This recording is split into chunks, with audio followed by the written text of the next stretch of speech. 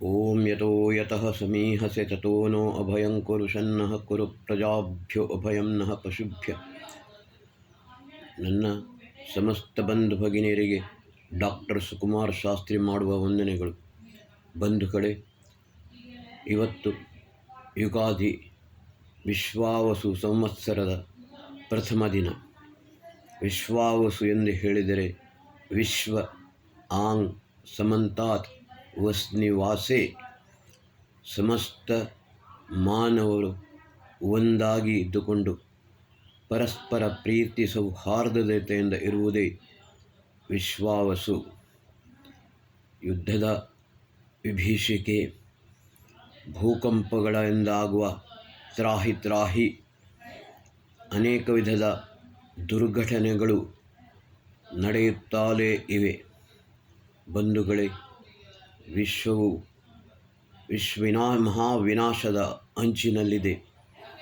ಇಂತಹ ಪರಿಸ್ಥಿತಿಯಲ್ಲಿ ನಾವು ಪರಸ್ಪರ ಒಂದಾಗಿ ಪ್ರೀತಿ ಸೌಹಾರ್ದತೆಯಿಂದ ಇದ್ದರೆ ಮಾತ್ರ ಬದುಕಲು ಸಾಧ್ಯ. ಬಂಧುಗಳೇ, ಇವತ್ತಿನ ದಿವಸ ಸಾಧಾರಣವಾಗಿ ಪಂಚಾಂಗ ಶ್ರವಣ ಮಾಡಬೇಕು ಅಂತ ಹೇಳುತ್ತಾರೆ. ಆದರೆ ಅಲ್ಲ. ಸಂವತ್ಸರೋಸಿ, ಪರಿವತ್ಸರೋಸಿ, ಆವತ್ಸರೋಸಿ, ಇದ್ವತ್ಸರೋಸಿ, ವತ್ಸರೋಸಿ.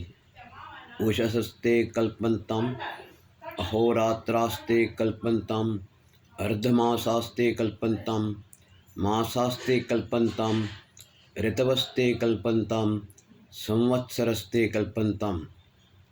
ಬಂಧುಗಳೇ, ಯುಗಾದಿ ಎಂದರೆ ಈ ಸೃಷ್ಟಿಯ ಮಾನವ ಸೃಷ್ಟಿಯೂ ಆಗಿ 197 ಕೋಟಿ ವರ್ಷ 29,49,126 ವರ್ಷಗಳಾಗಿವೆ.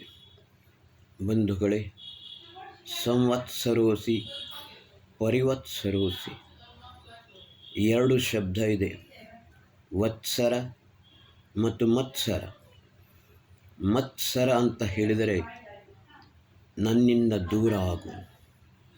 ವತ್ಸರ ಅಂತ ಹೇಳಿದರೆ ಪರಸ್ಪರ ಒಂದಾಗು. ಬಂಧುಗಳೇ, ಇವತ್ತಿನ ದಿವಸ ಮತ್ಸರವು ಜಾಸ್ತಿ ಆಗುತ್ತಿದೆ. ಅದರಿಂದಲೇ ವಿನಾಶಗಳು ಜಾಸ್ತಿ ಆಗುತ್ತಿವೆ.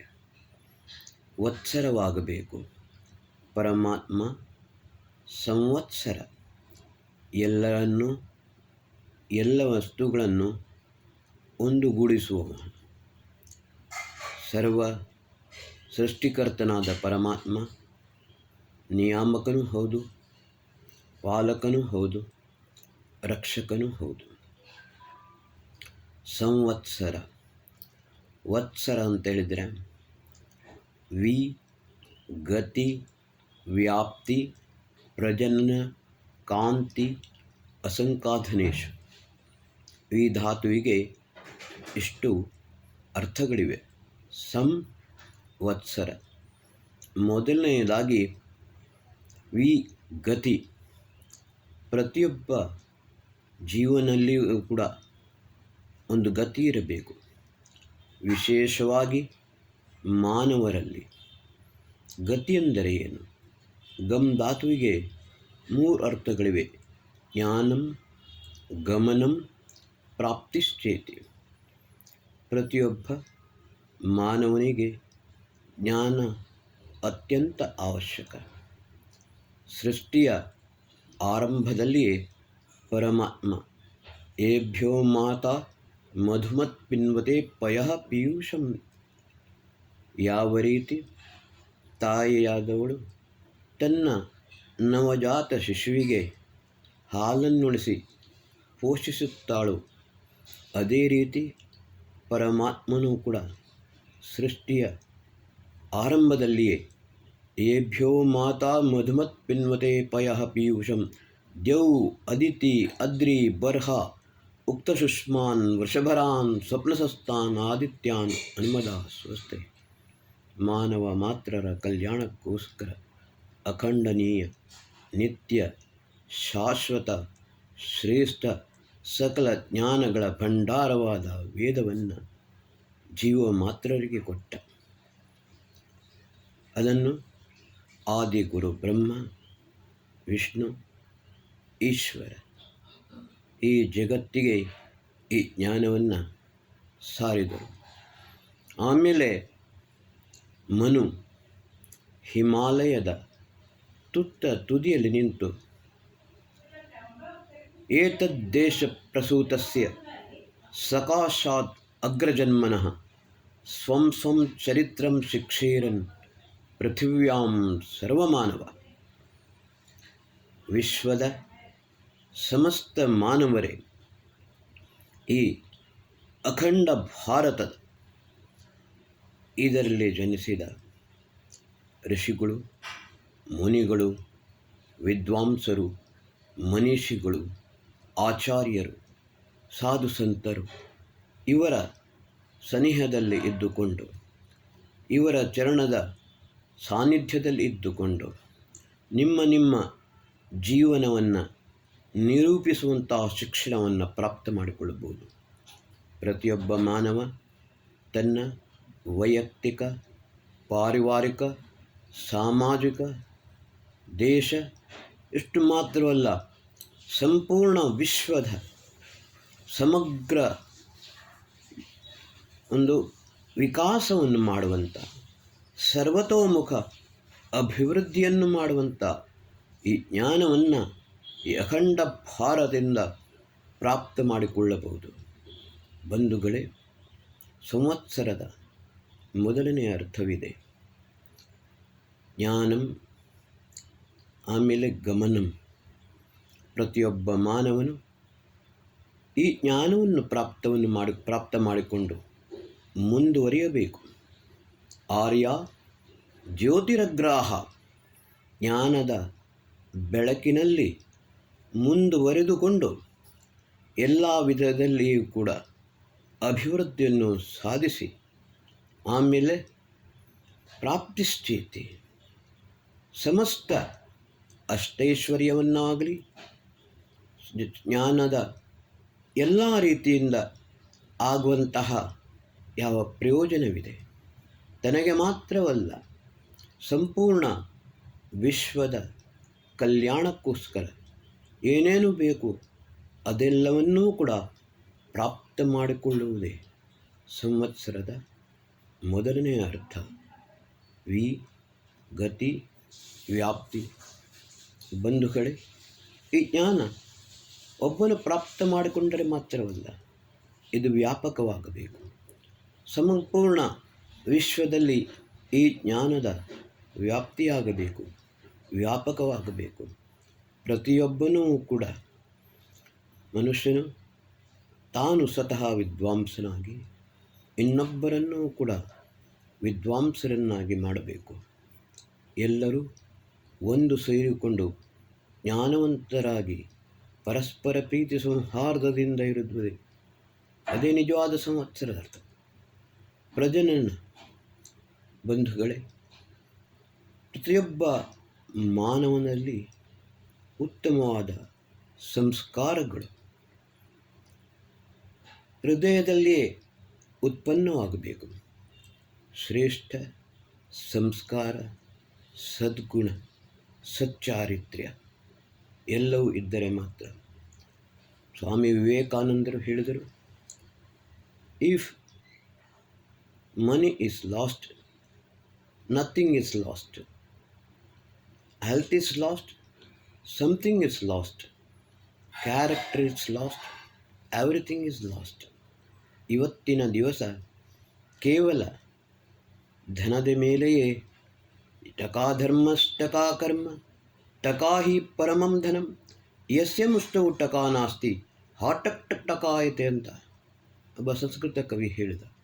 ಅಂದರೆ ಸಂಪತ್ತೇ ಐಶ್ವರ್ಯವೇ ಧರ್ಮ, ಐಶ್ವರ್ಯವೇ ಕರ್ಮ.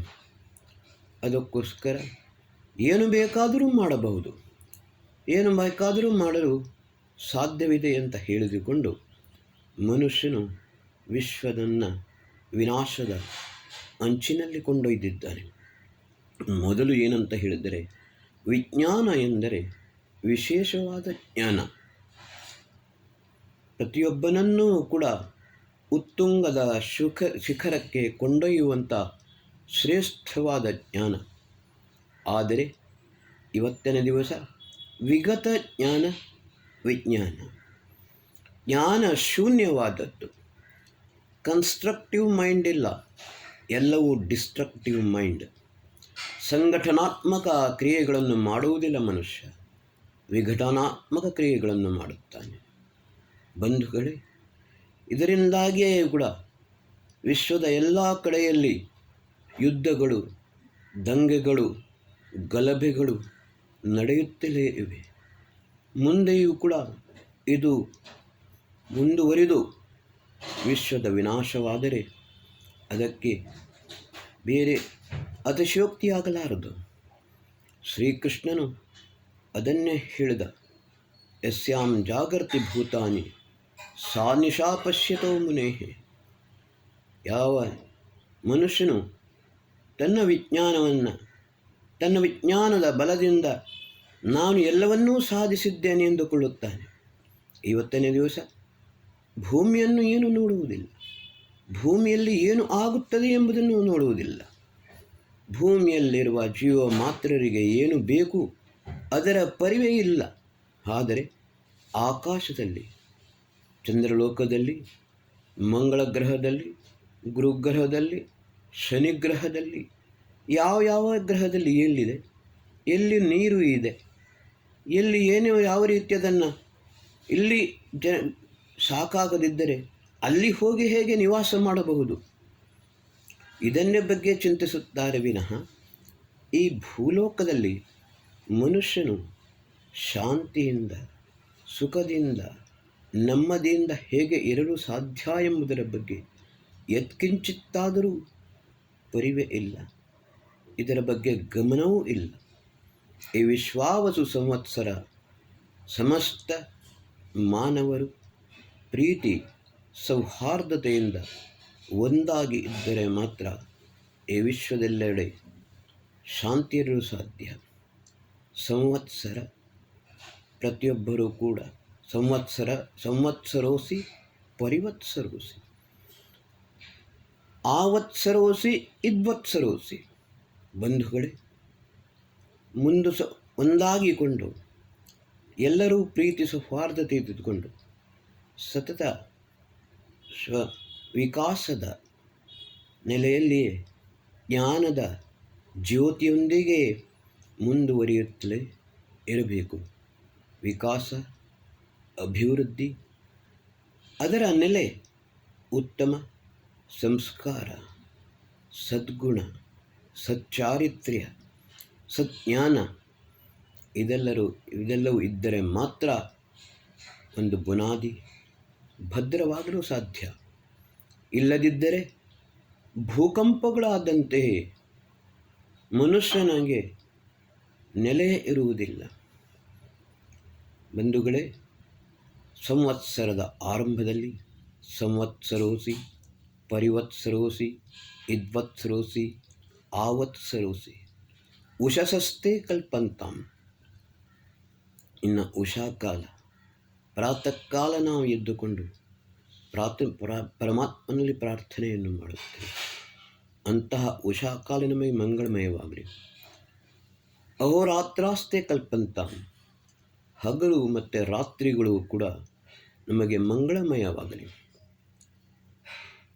ಆಮೇಲೆ ನಮ್ಮ ಪಕ್ಷಗಳು ಅರ್ಧ ಮಾಸಾಸ್ತೆ ಕಲ್ಪಂತಾಂ, ಮಾಸಾಸ್ತೆ ಕಲ್ಪಂತಾಂ.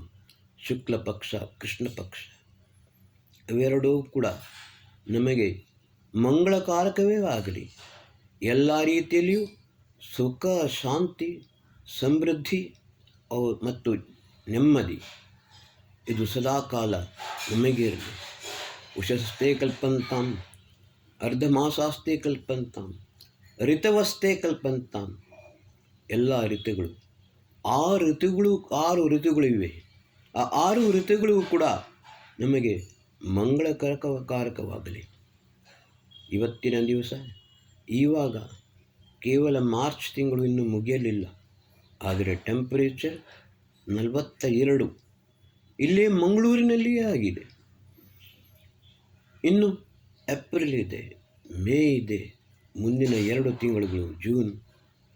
ಇದರಲ್ಲಿ ಎಷ್ಟು ಒಂದು ತೀವ್ರ ಉಷ್ಣತೆ ಆಗುತ್ತದೆ, ಅದರ ಪರಿಣಾಮ ಏನು ಆಗಲು ಸಾಧ್ಯವಿದೆ, ಇದನ್ನು ನಾವು ಈಗಲೇ ಊಹಿಸಿಕೊಳ್ಳಬಹುದು. ಶನ್ನೋ ವಾತಃ ಪವತಾಂ ಶನ್ನಸ್ತಪತು ಸೂರ್ಯ ಶನ್ನಃ ಕನಿಕೃತದ್ದೇವ ಪರ್ಜನ್ಯೋ ಅಭಿವರ್ಷತು. ಈ ಗಾಳಿಯು ನಮಗೆ ಕಲ್ಯಾಣಪ್ರದವಾಗಿ ಬೀಸಲಿ. ಶನ್ನೋ ವಾತಃ ಪವತಾಂ. ಆದರೆ ಇವತ್ತು ಏನಾಗುತ್ತದೆ, ಆ ಬಿಸಿ ಗಾಳಿಯಿಂದ ಮನುಷ್ಯನು ತತ್ತರಿಸಿ ಹೋಗುತ್ತಾನೆ. ಶನ್ನಃ ವಾತ ಪವತಾಂ ಶನ್ನಸ್ತಪತ ಸೂರ್ಯ. ಬೆಂಕಿಯನ್ನು ಉಗುಳುವಂತಹ ಸೂರ್ಯ ನಮಗೆ ಬೇಡ. ಸೂರ್ಯನ ತಾಪವೂ ಕೂಡ ನಮಗೆ ಮಂಗಳಕರವಾಗಲಿ. ಶನ್ನಃ ಶನ್ನೋ ವಾತ ಪವತಾಂ ಶನ್ನಸ್ತಪತ ಸೂರ್ಯ ಶನ್ನಃ ಕನಿಕೃತದ್ದೇವ. ಮಿಂಚುಗಳು, ಗುಡುಗಳು ಮುಂದೆ ಬರುವ ಆಷಾಢ ಮಾಸದಲ್ಲಿ ಕೂಡ ನಮಗೆ ಮಂಗಳಮಯವಾಗಲಿ. ಈ ಗುಡುಗುಗಳು, ಮಿಂಚುಗಳು ಬೇಕು, ವೃಷ್ಟಿಯಾಗಲು ಕೂಡ ಬೇಕು. ಆದರೆ ಮಿಂಚು ಹೊಡೆದರೆ ಅದರ ಪರಿಣಾಮವೂ ಭೀಕರವೂ ಆಗುತ್ತದೆ. ಇಂತಹ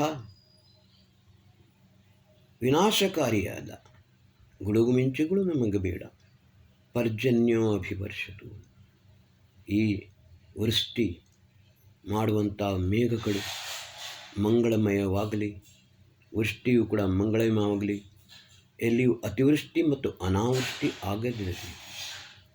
ಈ ಸಂಪೂರ್ಣ ಸಂವತ್ಸರೋಸಿ ಪರಿವತ್ಸರೋಸಿ ಆವತ್ಸರೋಸಿ ಇದ್ವತ್ಸರೋಸಿ ಉಷಸ್ತೆ ಕಲ್ಪಂತಾಂ ಅರ್ಧಮಾಸಾಸ್ತೆ ಕಲ್ಪಂತಾಂ ಮಾಸಾಸ್ತೆ ಕಲ್ಪಂತಾಂ ಋತವಸ್ತೆ ಕಲ್ಪಂತಾಂ ಸಂವತ್ಸರಸ್ತೆ ಕಲ್ಪಂತಾಂ.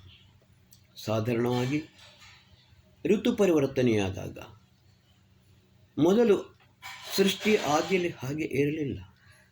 ಆದರೆ ಇವಾಗ ಸಂಧಿಕಾಲೇಶು ವ್ಯಾಧಿರ್ಜಾಯಂತೆ. ಪ್ರತಿಯೊಂದು ಋತು ಪರಿವರ್ತನೆಯ ಸಮಯದಲ್ಲಿ ವಿವಿಧ ರೀತಿಯ ರೋಗ ರುಜಿನಗಳು ಹೆಚ್ಚೆಚ್ಚಾಗಿ ಉತ್ಪನ್ನವಾಗುತ್ತಿವೆ. ಕೆಲವು ರೋಗಗಳಿಗಂತೂ ಯಾವ ಮದ್ದನ್ನು ಕೊಡಬೇಕು ಅಂತ ಹೇಳಿಕೊಂಡು ವೈದ್ಯರಿಗೂ ಡಾಕ್ಟರಿಗೂ ಗೊತ್ತಾಗುವುದಿಲ್ಲ.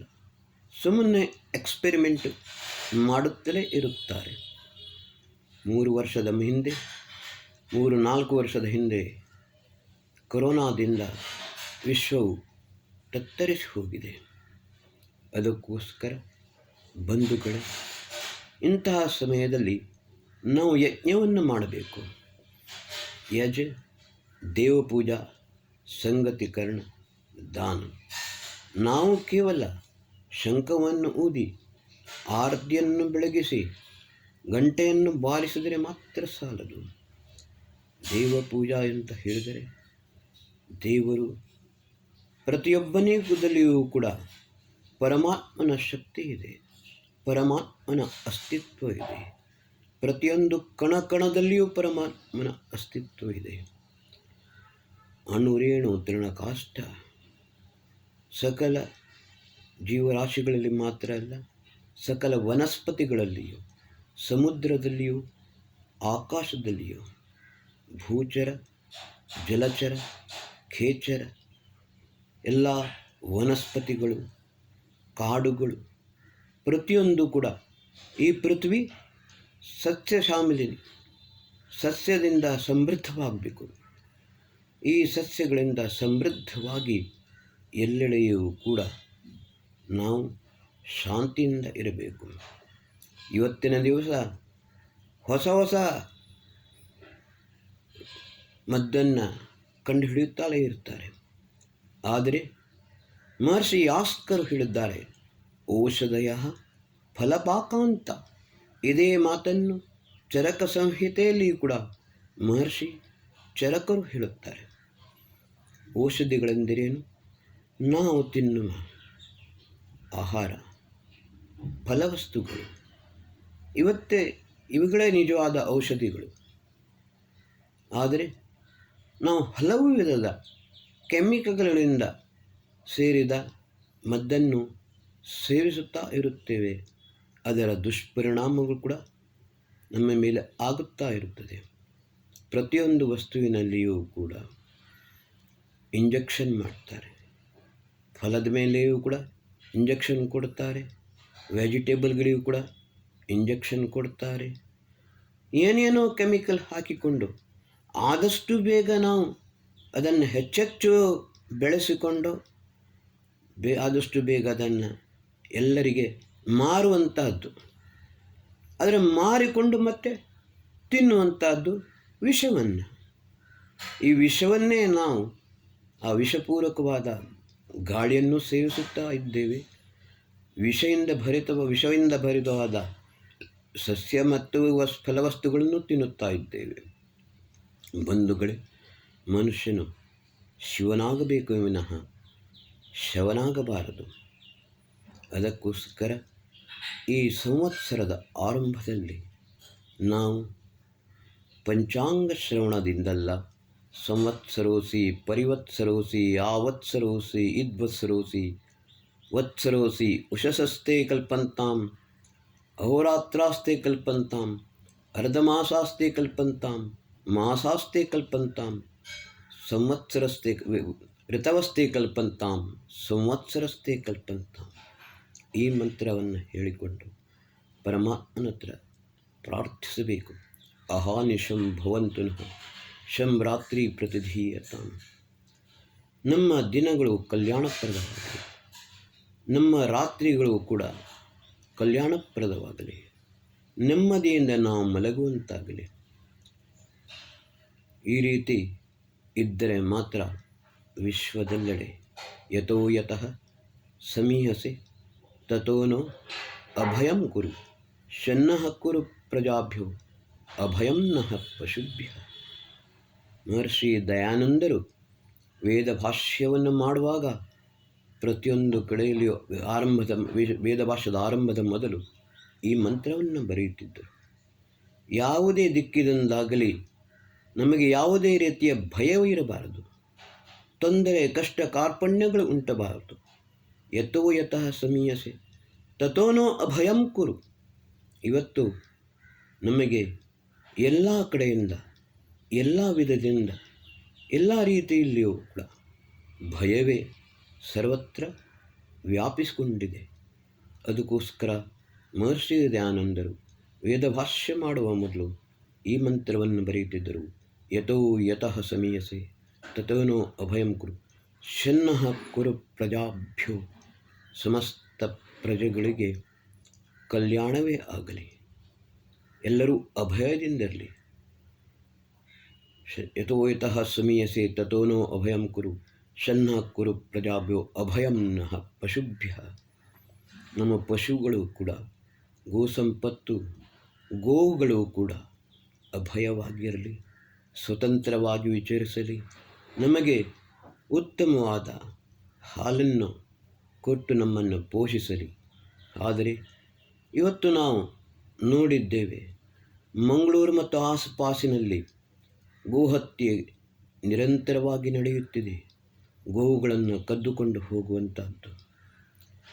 ಅವರನ್ನು ಹಿಡಿದುಕೊಟ್ಟರೆ ಕಳ್ಳರನ್ನು ಅವರ ಮೇಲೆ ಯಾವ ಕ್ರಮವನ್ನು ತೆಗೆದುಕೊಳ್ಳುವುದಿಲ್ಲ. ಹಿಂದಿನಿಂದ ಮೊದಲು ಒಂದು ಬಿತ್ತಂತೆ ನಾಟಕ ಮಾಡುತ್ತಾರೆ, ಆಮೇಲೆ ಹಿಂದಿನಿಂದ ಬಿಟ್ಟು ಬಿಡುತ್ತಾರೆ. ಈ ರೀತಿಯಲ್ಲಿ ಮನುಷ್ಯನೂ ಸುರಕ್ಷಿತನಲ್ಲ, ಪಶುಗಳು ಸುರಕ್ಷಿತವಾಗಿಲ್ಲ. ಈ ಸಂವತ್ಸರವು ನಮಗೆ ಕಲ್ಯಾಣಪ್ರದವಾಗಬೇಕಾದರೆ ಎಲ್ಲ ರೀತಿಯಲ್ಲಿ ವಿಶೇಷತಃ ಸಮಸ್ತ ಹಿಂದೂಗಳು ಒಂದಾಗಿಕೊಂಡು ದಿಟ್ಟತನದಿಂದ ಮುಂದುವರಿಯಬೇಕು. ನಾವು ಯಾವುದೇ ರೀತಿಯಲ್ಲಿ ಕೂಡ ಯಾವುದೇ ವಿಧದಲ್ಲಿ ಭಯಪಡದಂತೆ ಪರಸ್ಪರ ಒಂದಾಗಿ ಇದ್ದುಕೊಂಡು ಪರಸ್ಪರ ಪ್ರೀತಿ ಸೌಹಾರ್ದತೆಯಿಂದ ಇದ್ದುಕೊಂಡು ನಮ್ಮ ಪರಿವಾರವಾಗಲಿ, ನಮ್ಮ ಸಮಾಜವಾಗಲಿ, ನಮ್ಮ ರಾಷ್ಟ್ರವಾಗಲಿ ಸಂಪೂರ್ಣ ಸುಖ, ಶಾಂತಿ, ಸಮೃದ್ಧಿ, ನೆಮ್ಮದಿ, ಜ್ಞಾನ, ವಿಜ್ಞಾನ, ಸರ್ವತೋಮುಖ ಅಭಿವೃದ್ಧಿ ಇದೆಲ್ಲವೂ ಕೂಡ ಪ್ರಾಪ್ತವಾಗಲಿ, ನಮಗೆಲ್ಲರಿಗೂ ಆಗಲಿ ಎಂದು ನಾನು ಆ ಪರಮಾತ್ಮನಲ್ಲಿ ಬೇಡುತ್ತೇನೆ. ಹಿಂದವಃ ಸೋದರಾ ಸರ್ವೇ ಹಿಂದೂ ರಾಷ್ಟ್ರ ವಿಜಯತೆ. ಓಂ ಶಂ.